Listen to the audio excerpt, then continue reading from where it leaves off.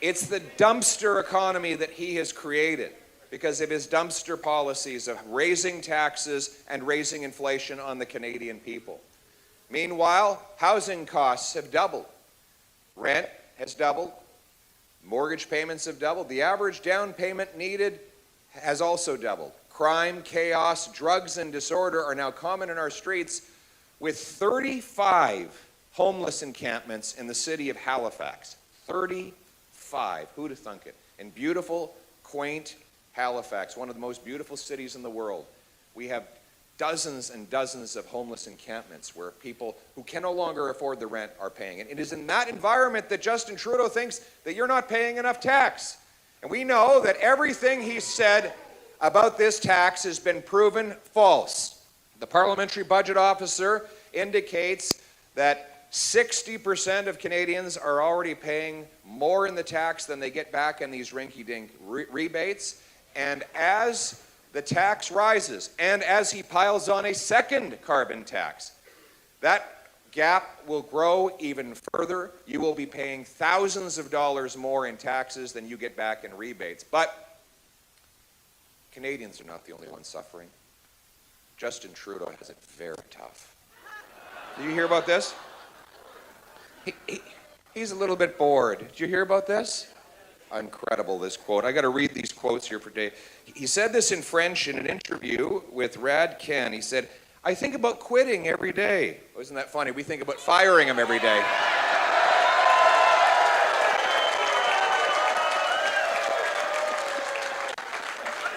Oh my God.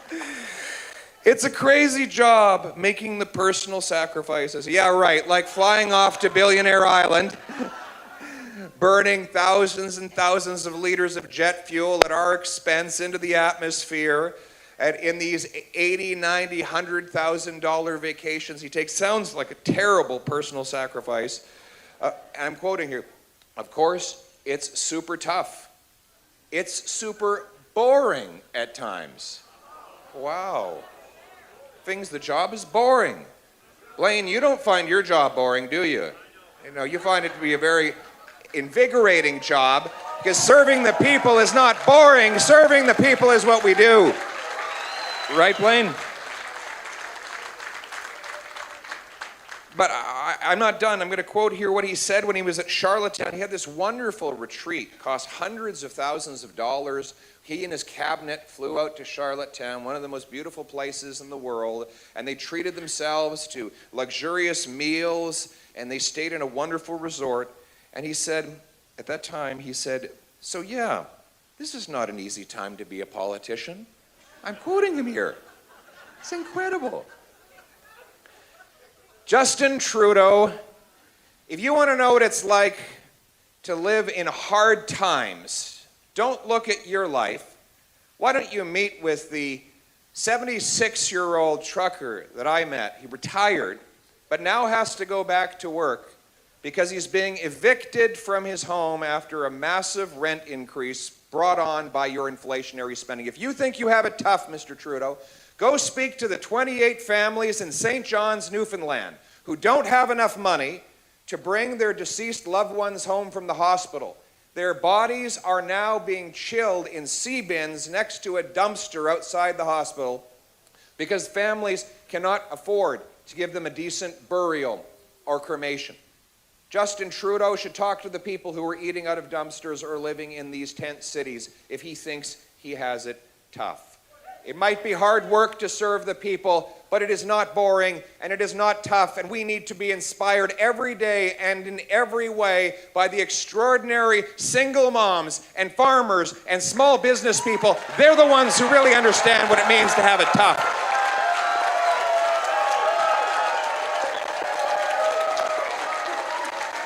If you think Justin Trudeau is pulling bad now, wait until next week. This clip with Pierre Poilievre, this rally, is going to get millions and millions and millions of views. It shows the world.